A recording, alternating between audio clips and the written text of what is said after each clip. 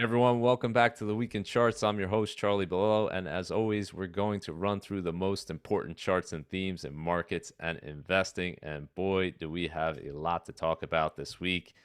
Let's dig right in. Of course, start with the run on the bank. So, bank failures past few years, we haven't heard very much about them. Zero bank failures in 2021, zero in 2022. Last time we saw two straight years without any bank failures, 2005, 2006. So, all of that really changed in a hurry last week. We now have the second and third largest bank failures in history. Silicon Valley Bank number two, Signature Bank number three, based on the size of their assets at the time of the failure. So enormous news here. And you had depositors, of course, panicking, worrying, are we going to lose access to our money?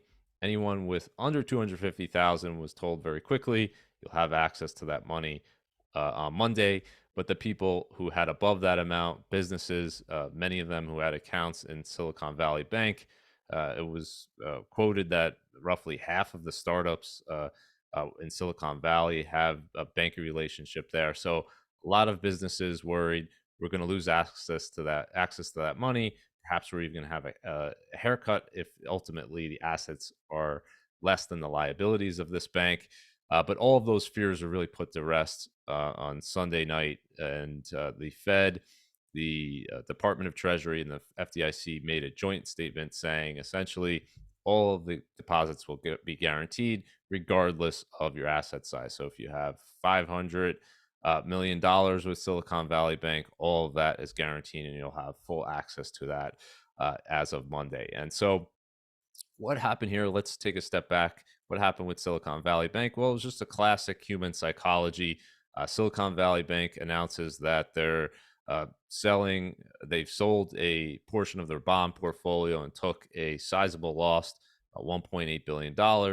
And they say they're going to try to raise equity to replace that loss and replenish that capital. And that really set off a downward spiral where you had people saying, we're worried about Silicon Valley Bank, so take your money out. And that very quickly led to just this huge rush of withdrawals. And it was reported that $42 billion in a single day of attempted withdrawals on March 9th. That was simply too much for SVB to meet in a single day. And there would likely have been more to follow because everybody's scrambling to get out at the same exact time. So once, of course, a bank has this massive rush of outflows, if they don't have all of their assets in short-term treasury bills, let's say, or cash, well, they can't meet that immediately. And the regulators, of course, decided that they needed to shut it down to have uh, a more orderly situation. And ultimately, they ended up putting it into this new holding company, and depositors have full access to their money. So really, Silicon Valley Bank was just a question of game theory where people are saying, I don't want to be the last one out. So I don't want to take the chance in terms of what will happen. So I'm going to move my money now and ask questions later. And really, the big question was for that uninsured deposits, and pretty sizable. There's different reports, but I think a lot of them said over 90% of Silicon Valley Bank's deposits were uninsured, so above that $250,000 limit. And so, really, you had many businesses and individuals, well, not viewing that limit as really being a risk to them. They probably thought, I'm in this secure bank that's been around 40 years. I don't really have to worry about it. But very quickly that changed, and they began to worry about it. And I think that in the future, businesses will likely view deposits at a banking institution differently. So, what are some things that people or institutions could have done? Well, of course, they could have had more than one bank account, probably a good idea for situations like this. Spread the risk around. You can obviously have multiple banks. But if you're a business that has, let's say, tens of millions of deposits and you're a bigger business, well, obviously, you're not going to have 1,000 different banks. What you could do there, of course, is have an account where you hold treasury bills, short-term treasury bills, for the majority of that cash and only transfer it to the bank, to, let's say, to meet payroll needs or other expenses when you actually need it. So don't hold money in that bank above that FDIC insurance limit unless you absolutely need to. So I think in the future that probably will be viewed differently. But what in the short term is going to happen with these other banks? That's the big question because in that joint statement, they didn't come right out and say if another bank fails next week, which people are worried about, and a lot of the regional banks that traded on Friday had huge declines, and the same thing on Monday. What happens if one of those banks fails? Well, it's not exactly clear that they'll do exactly the same thing. So we're likely to see probably additional withdrawals. And so, what did the Fed do to kind of protect against that, so that another bank won't have to sell its securities like Silicon Valley Bank did at a loss to meet depositors? And what they did was set up this bank term funding program, BTFP, they for short, and they essentially say here that if you bring let's say treasuries, agency debt, mortgage backed securities, like qualifying assets that are considered to be money goods. So you're going to get your money if you hold to maturity. If you bring these securities to the Fed and they're trading at a discount, let's say they're trading at 90 cents on the dollar or less, which many of them are because interest rates have risen, the Fed will give you 100 cents on the dollar loan for that, for those securities. And so you can therefore meet the needs of your depositors. Let's say if you have a rush of withdrawal requests, you won't need to go out and do a fire sale of those treasuries or mortgage-backed securities. You can hold on to them, pledge them to the Fed, and get a loan to meet deposit requests. Now, does that mean that a bank still won't be shut down or fail because of this? No, it could still happen, but I think it lowers the probability because they have the means to meet these depositors. But at the same time, if let's say you have a bank has $100 billion in deposits and 95 billion is going out the door, well, then really what's left of that business? So the business value of that bank, even if they're able to meet those depositors with these loans, that business value is going down in a hurry. And it's not clear that ultimately they wouldn't be forced to shut down anyway. But all that said, this lowers the risk of, let's say, another similar situation like Silicon Valley Bank happening, but it doesn't, of course, eliminate it because you have still until someone out comes out and says everything's guaranteed above 250, you will still have people saying, I'm going to move my money and either hold that in treasuries or move it to a bigger bank that's deemed too big to fail, like JP Morgan Chase. And so, what are some things in the future that we can do to protect against this happening again? Well, there's a few things. Congress could raise that 250,000 limit. They could vote to raise it. They did it back in 2008. Perhaps they'll do it again today.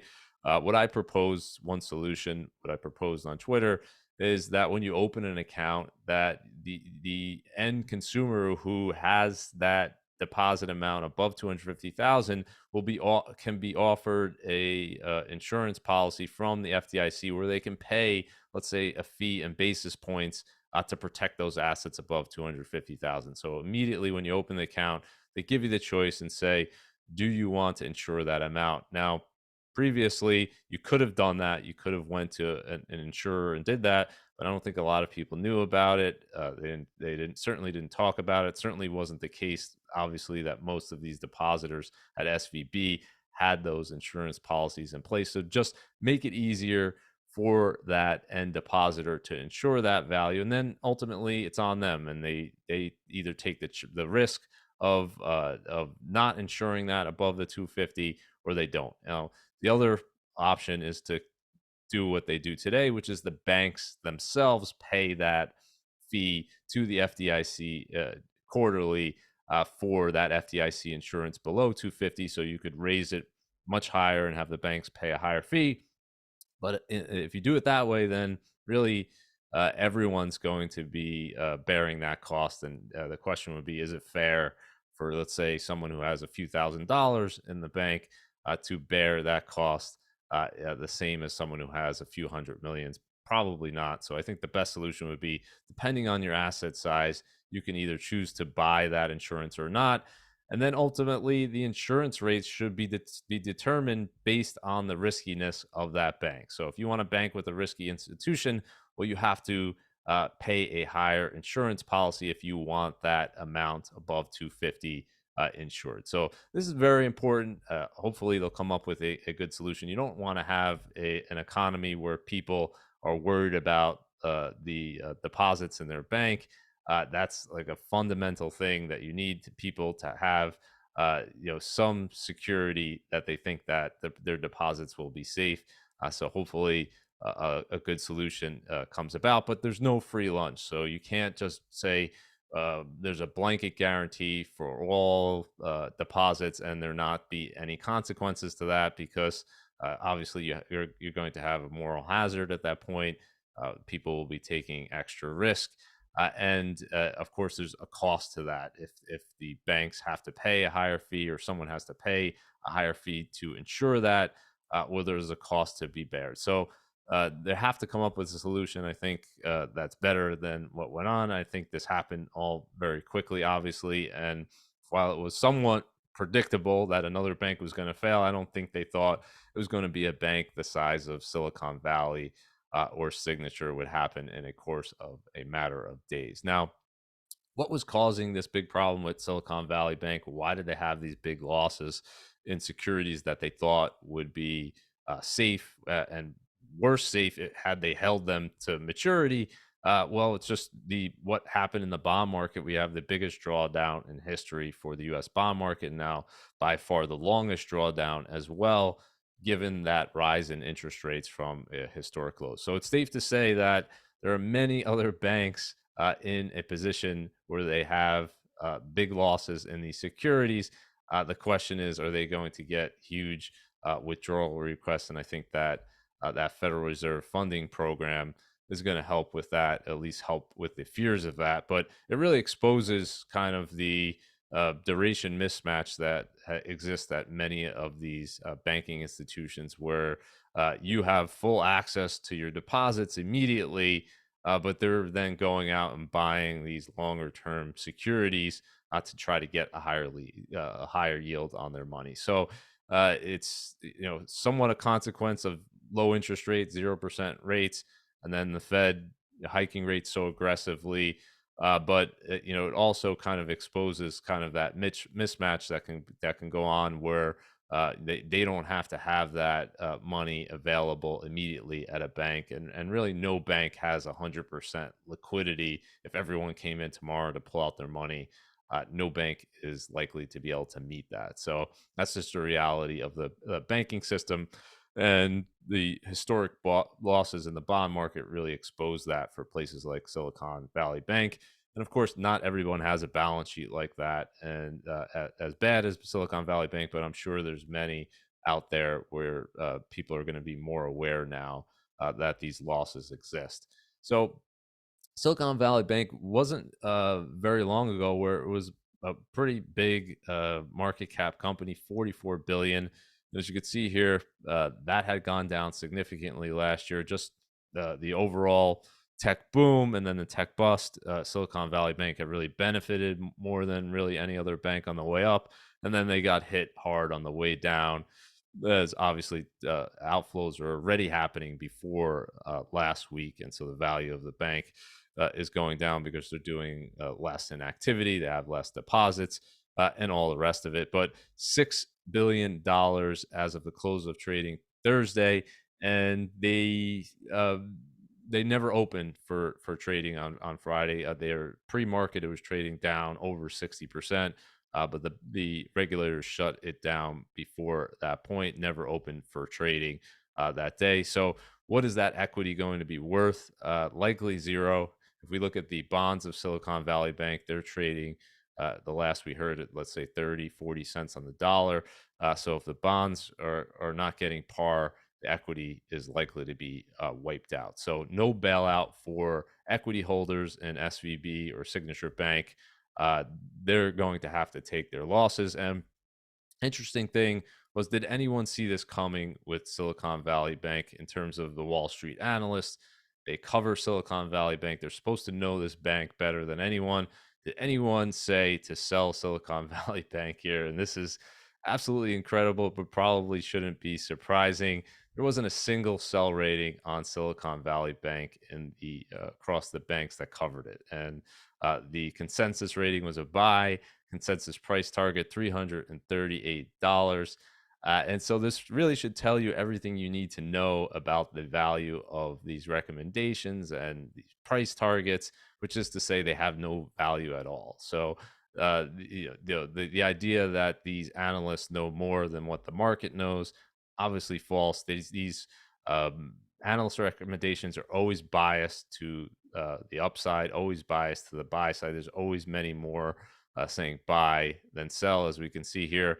And just hilariously is what happens usually after the fact. Whenever there's a bad news or bad earnings, then you see the downgrades. And here's kind of the most extreme example where we actually had three firms who covered SVB downgrade Silicon Valley Bank on Friday before the market opened, and they didn't even downgrade the stock to a sell. One was to a market perform, one to a hold, one to a pure perform. And this is when, if you had bought the stock that morning, let's say pre-market, you would have lost everything, because then of course the regulators took it over. Equity value is going to zero. So pretty incredible that even after you saw what had happened here, they still wouldn't issue a sell rating. And how is it helpful? Even if they did at that point, how would it have been helpful?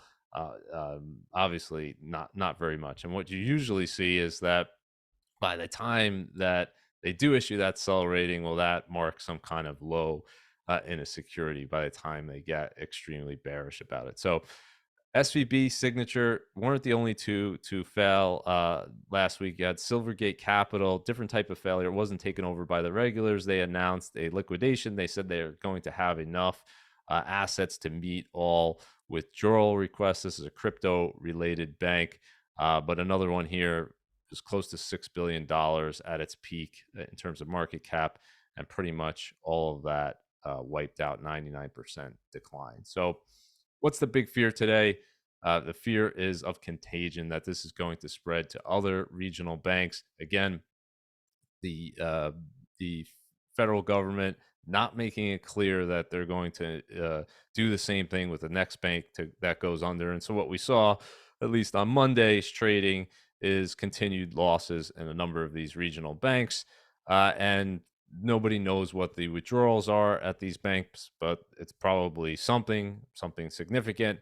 And now it's just a confidence game. Can they reinsure depositors at these banks that they have enough capital to meet withdrawals, that they don't have to worry about the amount they have above that FDIC insurance? Can they build that confidence back enough to really prevent another run on the bank? And no one knows the answer to that, because it's really a psychology thing. But it's not likely, I would say, that there won't be any other bank failures, that stem from this. It's just a question of timing, and a question of the size. Will it be another big one, or perhaps a smaller one that nobody's talking about? So if we look at these regional banks, and we look at the largest, let's say, weekly declines in history, there's an ETF that holds the regional banks. KRE is the ticker symbol.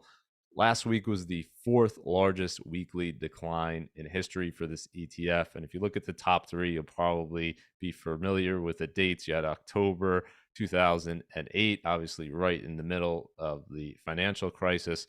March 2009, which is pretty much the week of the low for that bear market. And you had March 2020 during the COVID crash. So pretty rare to see a decline this big in the regional bank ETF here. And of course, this was actually followed on Monday with another big decline. I think it was down another 12% on Monday. So really it didn't stop there, but you're going to see extreme volatility back and forth, as you can see here, in the coming weeks. So we could either see a huge rally, we could see further declines, really not very predictable. But if we look at years from now, obviously the odds are that these banks, hopefully, the odds will be the same that they're going to recover, and we'll see better returns in the future. We won't see a complete collapse. That's obviously won't be good for anyone. So hopefully that's the case. But I think it's important to note that the 2008 example, 2009 example, and 2020 example were all really accompanied by extreme Fed action. So the Fed did not just watch that go on and say, we're not going to do anything about it. The Fed over here in 2008, of course, is cutting interest rates to zero, doing massive quantitative easing. It did the same thing during the 2020 crash. And today, interestingly, well, now we have that funding program for banks. So that's one thing they're obviously doing. But the big question is going to be, what will they do about further rate hikes? Of course, we've been hiking rates now for a year, and the balance sheet is shrinking. What will they do about that? And I think we'll get more clarity on that at the March 22nd meeting. But the expectation is that the Fed now is going to be easier than people thought before last week. So we had a big shift in terms of market expectations. If we look at Fed fund futures, what we saw before the news of Silicon Valley Bank was people were thinking that the Fed was going to hike 50 basis points at the March 22nd meeting, and then hike a few more times after that. Let's say a few more 25 basis point hikes. People were thinking as high as 6%. So Powell had this testimony before Congress, and his testimony was pretty hawkish, and people are saying, well, this means the Fed's going to just keep going. And what nobody really anticipated was the very next day, you're going to have this banking crisis. And with this banking crisis, I really think that's part of what's changing the game here. But the market expectations now is saying the Fed will hike 25 basis points in the March meeting, and then really slow down. Maybe they do one more, but maybe not. And if you look at this forecast here, take it with a grain of salt, as I always say, because these expectations change wildly from week to week or month to month. The market's essentially saying that the Fed is close to a peak in the Fed funds rate, and they'll be cutting rates pretty soon. And what a difference from what we saw earlier. The week earlier, where we had just really in the middle of last week, we had uh, Treasury rates at across the board really at their highest levels since 2007. The 6 month actually its highest level since 2001. So 534 on the 6 month Treasury bond yield. You had a 2 year over 5%. So a very sharp move lower in yields after the Silicon Valley Bank situation. Really an extreme flight to safety. Here's that 6 month Treasury bill showing you highest since January 2001. That was really all on the expectation that the Fed is going to keep hiking and hike aggressively in the next few meetings, and that, of course, flipped. But this is something I want to point out here about the projections from the market about that Fed funds rate. It's been wrong time and again. So in March 2022, they were thinking that the peak Fed funds rate is going to be 2.75 to 3%. And as inflation continued to increase last year and the Fed continued its hawkish rhetoric, you had these expectations go up, up, up, up, up. And here we are in February, 525 to 550. And now today, looking at roughly 475 to 5%, maybe one more hike, maybe two more hikes. So just keep this in mind. The market has consistently underestimated how far the Fed would go on the way up. And perhaps now they're overestimating, how quickly they'll cut rates, or overestimating, the speed, the extent of the decline. Nobody knows. These are expectations that are going to change wildly based on the data and based on what happens next. And the Fed themselves are not very good at predicting where they're going to be in a few years. So if we look at their projections for the end of this year in December 2020, they were saying the Fed funds rate was still going to be at zero. So they were really saying there's going to be no inflation problem. If you look at the minutes from back then, you'll just hear them talking about, we want higher inflation. We're worried about deflation.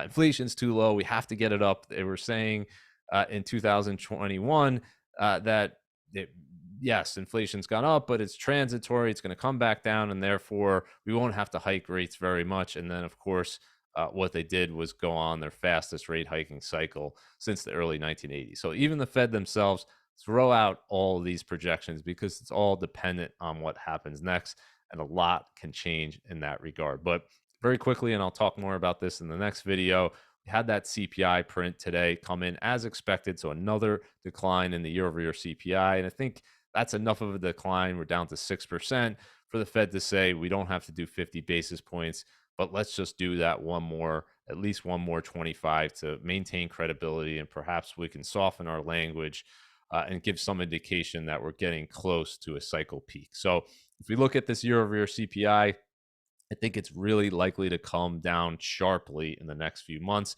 The main reason why I think that's the case is because if we look at year over year commodity prices are really collapsing. So this is the time last year when Russia had invaded Ukraine, and we had this spike higher in commodities across the board. Well, now we're comparing to that period of time, and that year over year rate of change for gasoline, for natural gas, heating oil, all of these other big commodity inputs are going way down. So I think you're going to see this number really accelerate to the downside, likely in the coming months. That will give the Fed further data to support at least a pause or slowdown in hiking rates. So um, let's see what happens there. But I think without barring a spike in commodity prices, there's a pretty good probability that we're going to see CPI much lower in the months to come. But again, I'm going to discuss that more in the next video. If we look at the markets, how did they react to the Silicon Valley Bank news? Probably not as bad as one might expect. We had the markets certainly down, certainly had volatility rise. Not huge. Really, we've just given back the gains on the year for the S&P. So remember, we had that enormous start to the year. And as I had noted here in early February, very interestingly, you had sentiment start to turn bullish again. So we kind of removed what was really a tailwind for the market off of the October lows was negative sentiment. Well, that kind of flipped here. And now very quickly, we've given back the gains in the S&P 500. NASDAQ 100, interestingly, holding up much better. The Dow, which did much better than the broad market in 2022, actually down worse on the year. And we're seeing small caps really getting hit much harder on this latest move lower. They have a bigger exposure to financials and the small cap indices. So I think it's hitting that obviously harder there. But if we're looking at volatility, and this is a chart I like to show from time to time, we're seeing pretty good volatility here to start the year. So we have now 11 days, trading days with greater than 1% declines for the S&P 500. That's well above the average year. Last year, of course, we saw 63. That was the most since 2008, but we're on pace to be a pretty volatile year. So it's volatile year, back and forth. S&P is roughly flat in the year, but we've seen pretty big swings in both directions. And very briefly on Monday, we saw the VIX cross above 30. This was, following the news that depositors would be safe. You just had regional banks moving down significantly, a lot of fears in the market. So last year, every time we got above that 30 level, we saw the market come back, do a snapback rally, and volatility will come back down. We'll see if it does the same this time around. We did see a reversal in this VIX before the close yesterday on Monday, and so we'll see if that continues. But let's talk about another reason why the Fed is likely to do at least one more 25 basis point hike, and that's the employment report that we got showing the 26th consecutive month of jobs growth. We saw the labor force participation rate move up to 62.5%, its highest level since March 2020. So people coming back into the labor force, people starting to look for work again. That actually drove the unemployment rate up a little bit because people are now looking for work again, and you're not counted as unemployed unless you're actively looking for work, up to 3.6%, but still extremely low. We had the lowest level since 1969 in January at 3.4%. So the Fed looks at this, and they compare it to that 6% inflation rate, well, they're still likely saying inflation's the bigger problem. Let's do one more hike at least to keep credibility. But really, this jobs growth, very good sign for the U.S. economy. There's still a lot more jobs out there, a lot more job openings than there are or are unemployment people in the U.S. So really, that mismatch between the job openings and people that are unemployed is still a consequence of how many people left the labor force in 2020.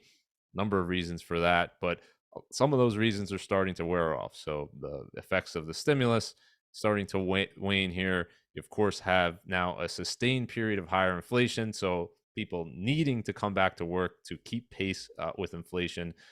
So a lot of reasons pushing people back. And where are we seeing wage gains?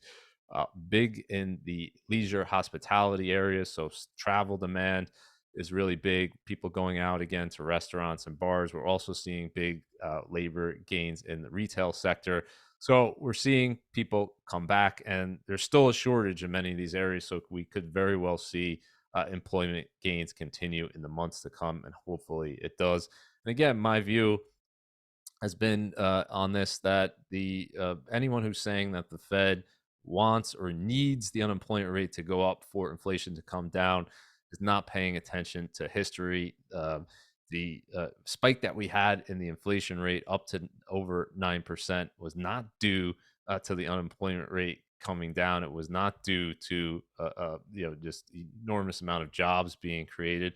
It was due to the increases in the money supply and increases in national debt. So as long as we control those two big factors, inflation is likely to continue to come down.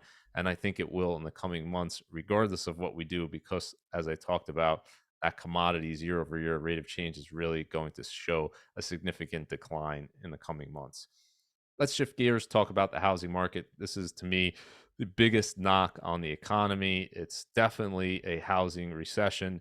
Question is, how deep is it going to get and how long will it last? If we look at the Case-Shiller index, we got the data for December, just showing a continued trend. So another monthly decline. This is lagging data, though, so we only have it as December. Here we are in March. If we look at real-time data from Redfin, actually now showing the first year-over-year declines in home prices since 2012. Not huge declines, but still meaningful change that we're seeing a year-over-year decline for the first time in over a decade. And if we break it down by city here, again, this is lagging data as of December. We're starting to see rapid slowdown in the rate of change. We now have two cities, Seattle and San Francisco, in this 20 city index that are down year over year. Every major city is down off of its peak level. So there's no major city hitting new highs in home prices. Again, this will take time to filter into the CPI, but it's going to be, let's say, at some point this year, we're going to see that CPI turn, the combination of home prices coming down, and as we'll talk about, rents coming down. So is this enough?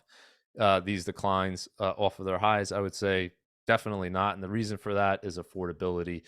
Only 1 in 5 homes for sale in 2022 were affordable based on the median income. And so that's just a situation that's going to lead to a collapse in demand. So people can't buy a house, demand collapses, and eventually what you're going to see, as we've seen, is home prices come down to rebalance that supply demand equation. And if we look at affordability over time, it's gotten a little bit better, let's say, with the home price declines and mortgage rates coming down a little bit so far in the past few months off of that peak above 7% in mortgage rates, but still very much unaffordable. We're still the required housing payment in the U.S. To buy that median home is still above where it was at the peak of the last housing bubble. So you need to see this come down more to really rebalance that equation between supply and demand. And if we look at the monthly mortgage payment here, hit another record high in March.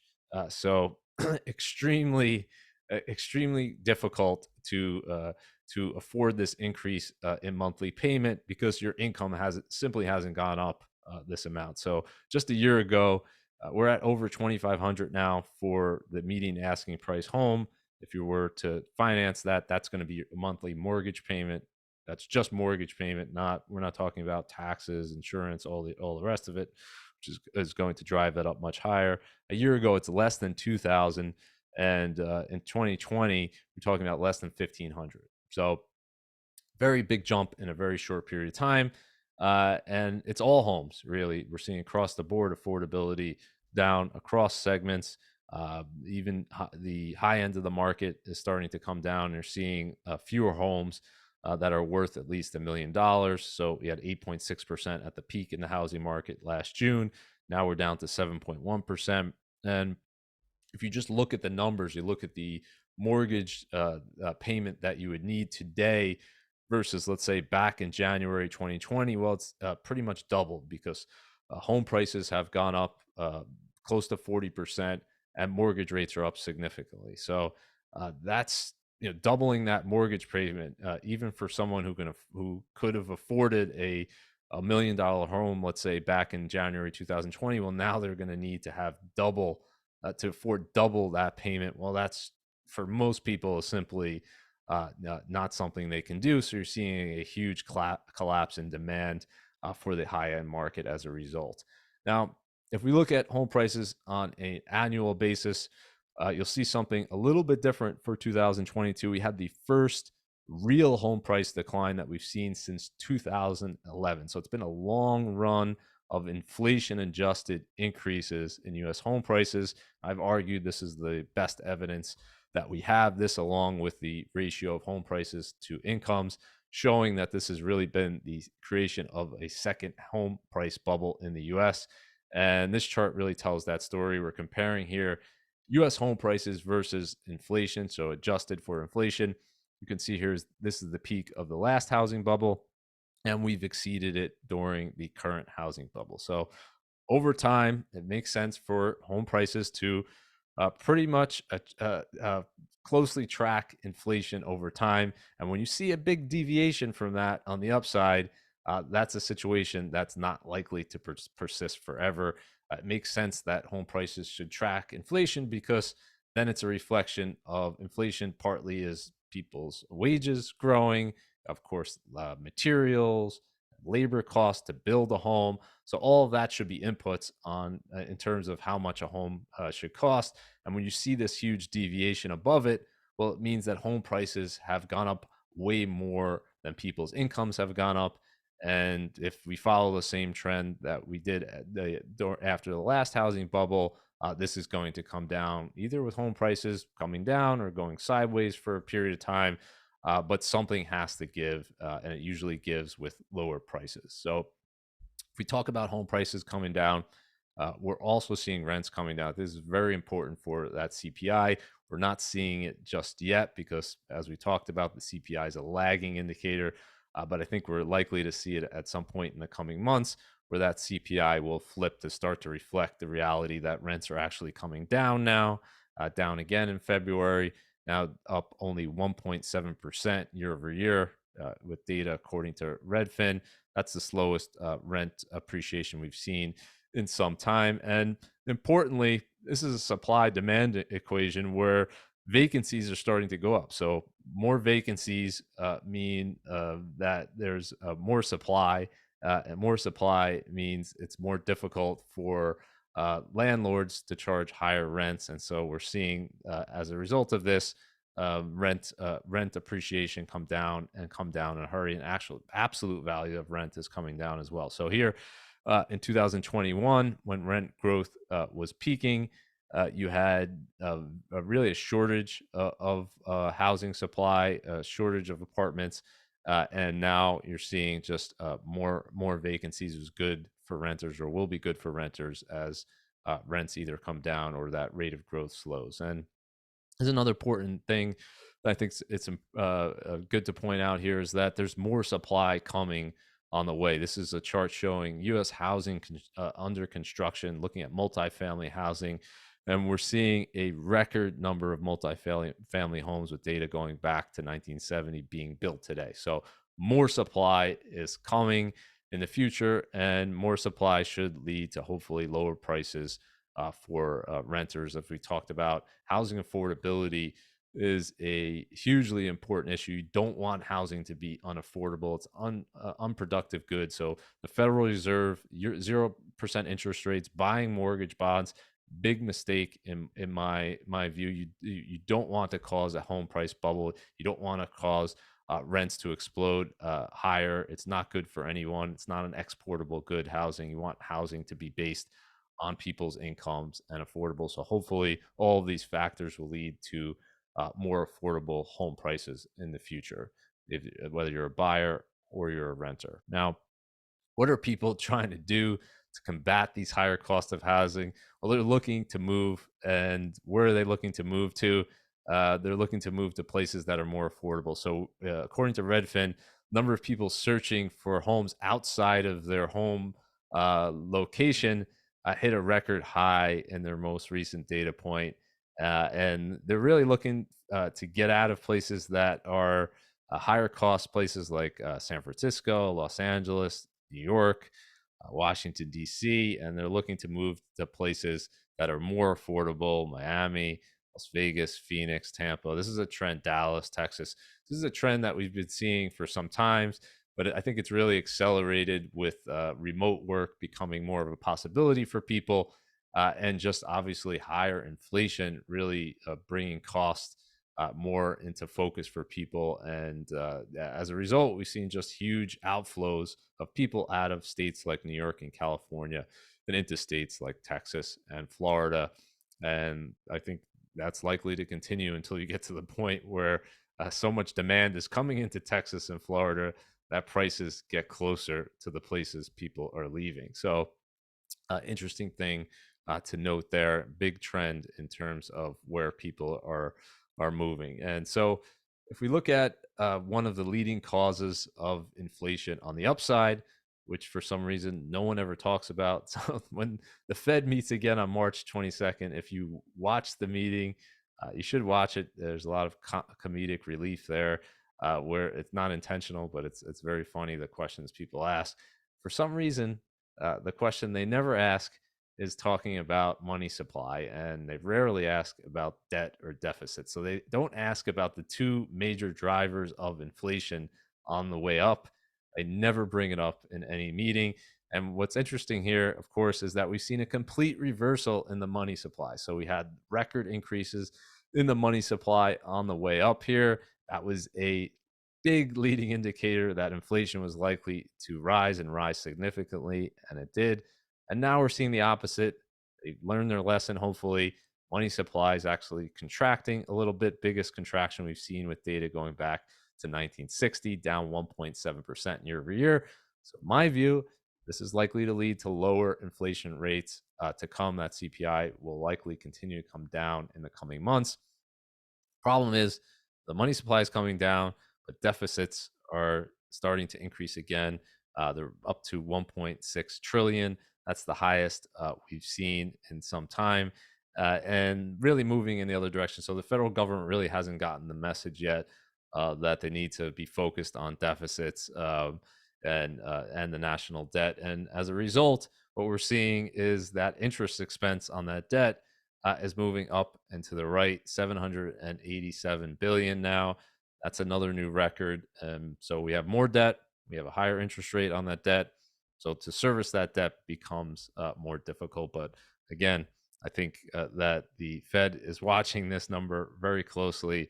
This will likely put a cap on how high they go in terms of interest rates, but it's going to go lead to too many problems if they hike rates too much and leave them there for too long, because we simply have too much debt to service. So that's certainly a factor. But in the short term, bigger factor is that inflation number, and we're likely to get at least one more hike. So this is something interesting.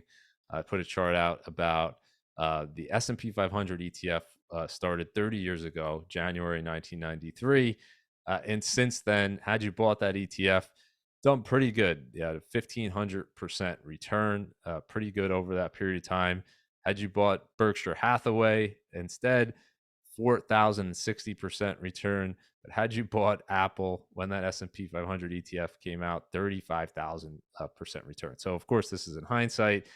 No one could have known that most of Apple's gains happened after 2009. Interestingly, before that, it was kind of in line with Berkshire and the S&P. And interestingly, Berkshire uh, really started to benefit from this Apple trend here after 2016. So for a long time, Berkshire Hathaway swore off technology stocks, did not want to buy them. Warren Buffett, would always say, "We're not buying technology stocks." That kind of changed with as people working for him, the guys that are going to take over for him, convinced him to buy this Apple in 2016. They've added to it. It's now by far their largest holding. Over 40% of their equity portfolio now is in the stock of Apple. So just exceptional in terms of how compounding and how quickly the math of compounding can change when you have this enormous run like Apple did, post the financial crisis. So, uh, let's talk about Rivian. This is something I wrote about back in November 2021, kind of close to the peak of the mania. It was definitely the peak of the Rivian mania. Rivian's electric vehicle maker really didn't have any sales at the time that it went public, but there was a complete mania for anything related to electric vehicles at the time. And it drove this company's market cap up to over 150 billion, far higher than companies like Ford and GM, which had significant sales and profits. At the time, everyone kind of shrugged off the fact that Rivian was losing money. They continued to shrug it off for a little bit there, but then very quickly, people in 2022 started to care again about net income, and today they really care about net income, and that loss obviously is growing. Sales have increased, but not enough to really alleviate these concerns about losing money. And so, as a result, we've seen Rivian's market cap come back to earth here. 153 billion at its peak, goes down to around 12 billion today. That's a not over 90% peak to trough decline. And to me, this is a good thing. This is a reflection that the market now is being more realistic about its expectations. So you have these lofty expectations over here. Investors have it. Well, reality rarely meets expectations when those expectations are so high. So what I wrote back at the time is that investors were behaving as if the future had already happened for Rivian, which is to say they were betting that Rivian had already achieved all of these sales and profits that people were expecting to happen at the time. They were essentially saying Rivian's going to be the next Tesla, and that had already happened. And the argument I made is, well, that could happen, but Rivian has to prove itself, and any number of things could go wrong between now and then. And therefore, having that expectation today and paying for that in advance is a very risky proposition. And so today, reality much more grounded. We could debate whether it's worth 12 billion more or less, but at least expectations have come way down. So as an investor, ironically, you'd be much obviously better off thinking about Rivian today than back then. But this is when all of the demand from investors was occurring. And you could say that with pretty much any electric vehicle maker. They've all taken big hits across the board. Tesla actually holding up much better than most of them, but you can see a lot of them 80, 90 plus percent declines off of their peak. So this is the other side of the mania that people don't talk about, but they should talk about because we see this time and again. It's a rush, a FOMO on the way up. And the other side of that is the reality that there's a weighing machine on the other side, and companies over time are going to go back to what they're actually worth based on sales and profits. Let's quickly talk about bacon and eggs here. This is just a stunning stat, and I think this is going to improve here. Egg prices are already coming down, but I just had to put out this stat because it was just so remarkable to me. The increase, let's say you bought a dozen eggs and a pound of bacon going back in history. Well, over the past 3 years, the increase in prices for a dozen eggs and a pound of bacon was 67%, which was greater than the increase in the previous 18 years. So you had 18 years where the prices of these two, breakfast items were up 64%. It only took 3 years to exceed that, and it's 67%. So just showing you how quickly this food price inflation has gone up. And I think I expect this to this to come down in the coming months here. I don't expect this to persist. It's just too wildly too much of an increase. It's more than the increase in the money supply. It's obviously much higher than the increase in wages. We have a number of reasons for the eggs, as we talked about, in terms of the shortages there. I think that'll be alleviated, but just remarkable to see such an increase in such a short period of time. And again, I think it'll come back down. But inflation has been tough. Food inflation has been very tough. So as we'll talk about at the end, I think that's coming down, and that's a very good thing. But just remarkable what we've seen. So quickly, I want to talk about Beyond Meat and DoorDash. Beyond Meat losing money as always. Similar to Rivian, for a period of time, nobody seemed to care about that. There was actually what people called the burger bubble back in 2019, where a number of companies, Beyond Meat being one of them, skyrocketed during that period of time. Now, Beyond Meat's kind of back to reality, down 92% below its mania peak. It's actually below its IPO price from 2019, and its valuation today around $1 billion is back below that IPO pricing. So again, that's another example, other side of mania, and what happens when people care about profits and not just revenues. So DoorDash for now still very much concerned about increasing that top line revenue, and the bottom line not so much. And DoorDash, interesting product. We'll see how it plays out, but it's an example of of what a company can do if it's not concerned with necessarily making a profit. The question is, will it be forced to be concerned? And then will that hit its growth rate? We've talked about Carvana in prior videos. I think somewhat of a similar situation here. Can DoorDash make this product profitable is really the question ultimately for investors. Investors still placing a pretty high valuation on this company, I think, with the expectation that they will be profitable, but it still remains to be seen. And I want to end, as I often do, with something that's simply incredible to me, and that's the fact that global container freight rates, so these are the cost of shipping 40-foot containers, has now come back to its levels from January 2020, so pre-pandemic.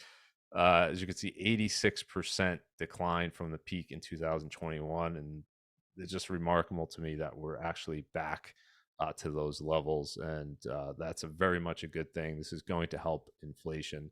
This is obviously evidence that the supply chain issues are easing, so great to see that. And then in the agricultural space, we have fertilizer prices lowest since January 2021, is again big input to food prices. I expect food price inflation to really come down significantly in the coming months. So great to see this year. Love to see this. And lastly, with wheat, it's pretty remarkable. Almost cut in half now off of the peak from last year. And with all of the fears that we had last year in terms of shortages of food, and I think there were some real valid concerns. Well, we're really seeing the opposite this time around. And again, I think in the coming months, this is going to be reflected into CPI. So wonderful to see food price inflation coming down. Hopefully, that will only continue. So, talked about a lot today. Let's end it right there. Have a great week, everyone. If you like the content, subscribe to the channel, and I'll see you next time. Thanks.